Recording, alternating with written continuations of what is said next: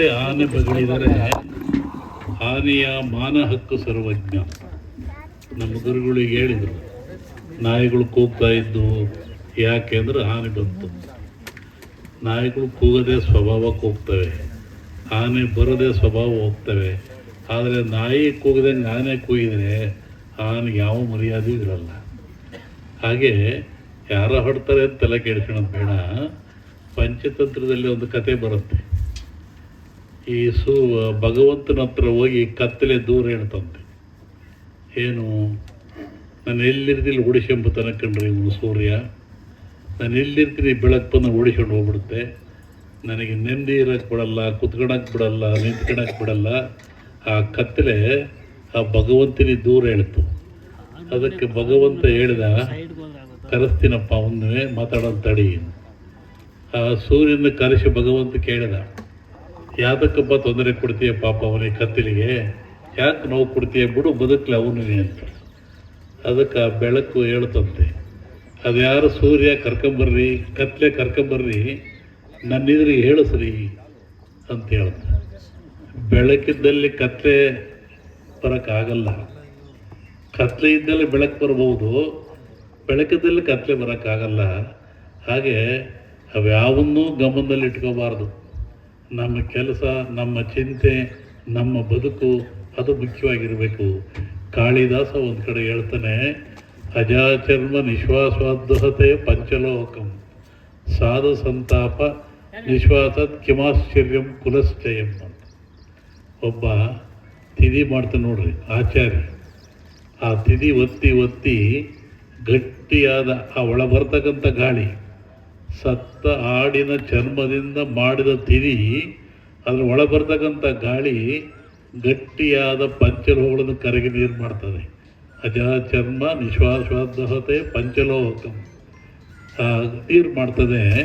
ಯಾವುದೋ ಒಂದು ಸತ್ತ ಆಡಿನ ತಿಥಿ ನೀರು ಮಾಡುತ್ತೆ. ಕಿಮಾಶ್ಚರ್ಯಂ ಕುಲಶ್ಚಯಂ ಅಂತ. ಒಬ್ಬ ಸಾಧುವಿನ, ಸಂತನ, ಸನ್ಯಾಸಿಯ ಮನಸ್ಸನ್ನು ಅಂದರೆ ವಂಶ ಹಾಳಾಗಲಿ ಯಾವ ಆಶ್ಚರ್ಯವೂ ಇಲ್ಲ ಅಂದವನು. ಅದಕ್ಕೆ ಕಾದು ನೋಡಬೇಕು ಅಷ್ಟೇ. ಶಿವಲಿಂಗಜ್ಜಿಯವರಿದ್ದ ಕಾಲದಾಗ ಅನೇಕ ಪತ್ರಗಳು ನೋಡ್ತಾ ಇದ್ದೀನಿ ತಾನು ಬಿಡ್ತಲ್ಲಿ. ಅಡವಿಯಲ್ಲಿರುವ ಶಿವಲಿಂಗನಿಗೆ ಅಂತ ಬರೀತಾರೆ. ಅವಾಗಲೂ ಅವರನ್ನು ಕಾಡಿದರು.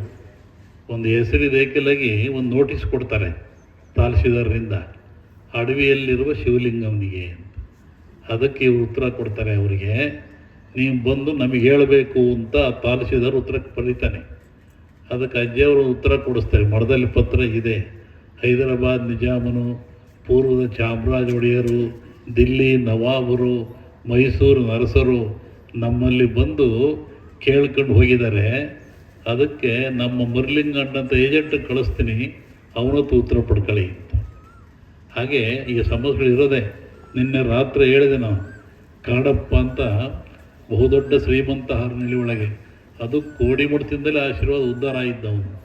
ಗುರುಗಳು ಕರೆಯಕ್ಕೆ ಕಳಿಸಿರು, ಹೆದರಿಕೆ ಬರಲಿಲ್ಲ. ಅವನು ಬರೋದು ಲೇಟ್ ಆಯಿತು.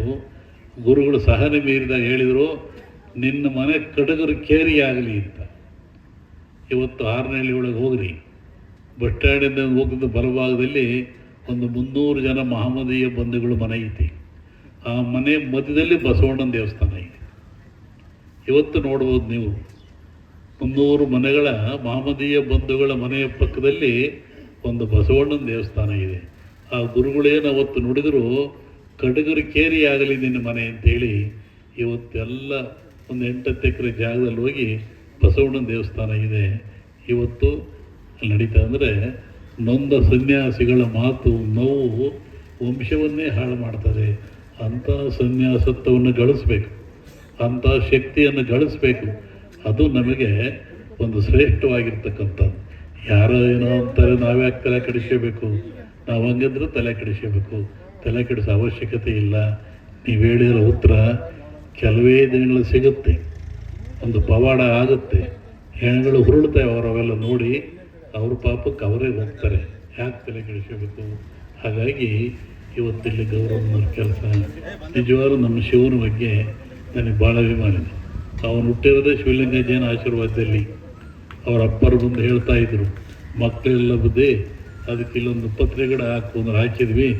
ಅದಕ್ಕೆ ನಮ್ಮ ಮಗ ಶಿವ ಹುಟ್ಟಿದ ಅಂತ. ಅವನ ಮಗ ಹುಟ್ಟಿರೋದು ಕೋಡಿಮಠದ ಆಶೀರ್ವಾದಲ್ಲೇ.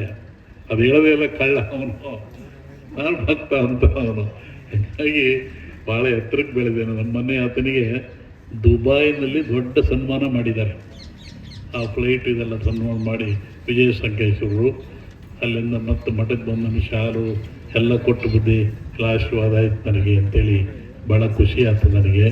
ಒಂದು ರಾತ್ರಿ ನಟರಾಜ ಬಂದ, 1-1:30 ಆಗಿತ್ತು. ಏನಪ್ಪ ಅಂತ ಓದ್ತಾ ಕೂತಿದ್ದೆ ನಾನು.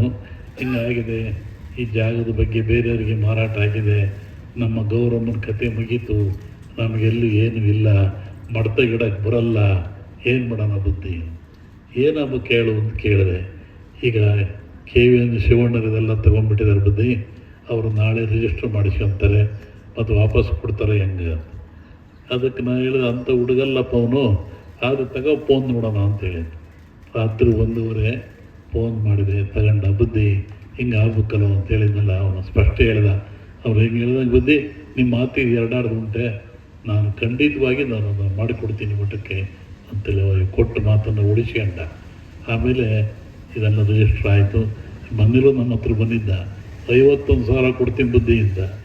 ಹೇಗೆ ಲಕ್ಷ ಹೋಗ್ತಾನೆ. ಅದೇನೇ ಇದ್ರೂ ಸಹಿತ ಅಂಥ ಮನಸ್ಸು ಬೇಕು ಮನುಷ್ಯನಿಗೆ.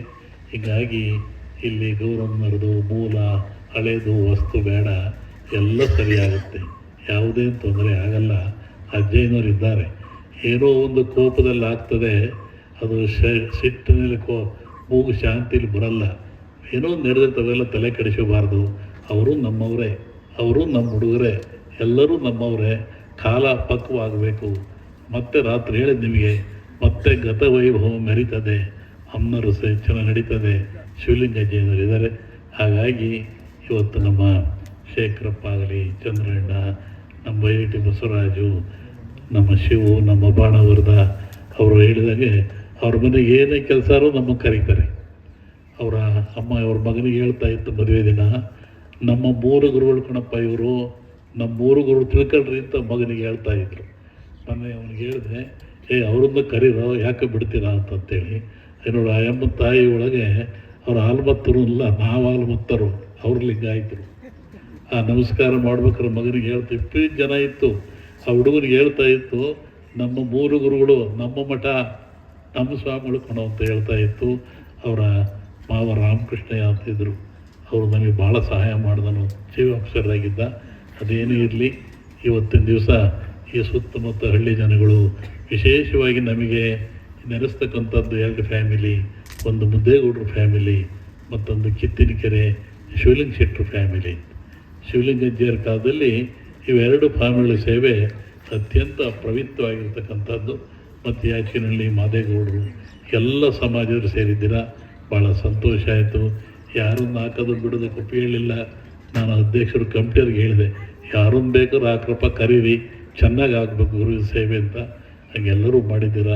ನಮ್ಮ ಕಲ್ಲಿನ ಶಾಸ್ತ್ರಿಗಳು ಸಹಿತ ಬಂದು ಮಾಡಿದ್ದಾರೆ. ನಮ್ಮ ಶಿವಾನಂದ ಸ್ವಾಮಿಗಳು, ನಾನು ಹೋಗಿದ್ದೆ ಅವ್ರ ಮಠದಲ್ಲಿ, ಭಾಳ ಚೆನ್ನಾಗಿ ಕಟ್ಟಿಸಿದ್ದಾರೆ. ನಮ್ಮ ಸ್ವಾಮಿಗಳು ಇವ್ರು ಮಾತಾಡ್ಬೇಕಾಯ್ತು, ಅವರು ಚೆನ್ನಾಗಿ ಮಾತಾಡ್ತಾರೆ. ಇನ್ನೊಂದು ಸರಿ ಮಾತಾಡ್ತಾನ. ಒಂದು ಲಕ್ಷಾಂತರದ ಕಾರ್ಯಕ್ರಮ ಮಾಡಿದರು ಈಗ ಒಂದು 15 ದಿವಸದಲ್ಲಿ. ಅವಾಗ ನನಗೆ ಕರೆದಿದ್ರು, ಹೋಗೋಕ್ಕಾಗಲಿಲ್ಲ. ಅದಕ್ಕೆ ಗುರುಗಳು ಫೋನ್ ಬರ್ರಿ ಅಂತ ಕರೆದೆ ನಾನು. ಅವ್ರು ಬರ್ತಾರೋ ಬರೀ ಹೆಸರು ಹಾಕಲಿಲ್ಲ ನಾನು. ಅದಕ್ಕೆ ನಮ್ಮ ಹುಡುಗರು ಹೇಳಿದ್ರು ಹಾಕಿದ್ರು. ಅದಕ್ಕೆ ಕರ್ಕೊಂಬರ್ರಿ ಇವ್ರು ನೀವೇನು. ರಾತ್ರಿ 6 ಗಂಟೆಗೆ ಬಂದರೆ ಇವತ್ತು ಬೆಳಗಿನ ಜಾವ 6 ಗಂಟೆಗೆ ಬಂದರು. ಇಲ್ಲಿ ಬರೀ ಕರ್ಕೊಂಬಂದಿದ್ದೀನಿ. ಹೀಗಾಗಿದೆ. ಎಲ್ಲ ಸಮಾಜ, ನಮ್ಮ ಆಸದ ದಲಿತರು ಅಧ್ಯಕ್ಷರು ಎಲ್ಲರೂ. ದಲಿತ ಅನ್ನಲ್ಲ, ನೀವು ದಲಿತ ಉಳಿಸ್ಕೋಬಾರ್ದು. ನಿಮ್ಮನ್ನ ವಸ್ಪಶರು ಅಂದರೆ ನಮ್ಮನ್ನೇ ವಸಿಸ್ಕೊಬೇಕು. ಆ ಪಟ್ಟ ಒಪ್ಪಿಗೆಬಾರ್ದು.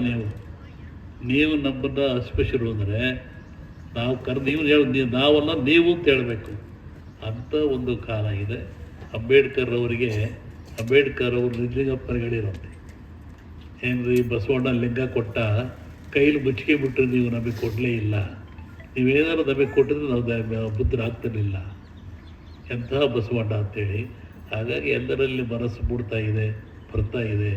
ನಾವಂತೂ ಅದೇ ದಿಶೆಯಲ್ಲಿ ಮಠದಲ್ಲಿ ಹೋಗ್ತಾ ಇದ್ವಿ. ಯಾರು ಬಂದರೂ ಎಲ್ಲಿ ಬೇಕಾದ್ರೂ ಅಂತ ಬರ್ಬೋದು, ಮಾತಾಡ್ಬೋದು. ಅದು ಕೆಟ್ಟ ನೋವು ಅನುಭವಿಸ್ತಿದ್ದೀನಿ.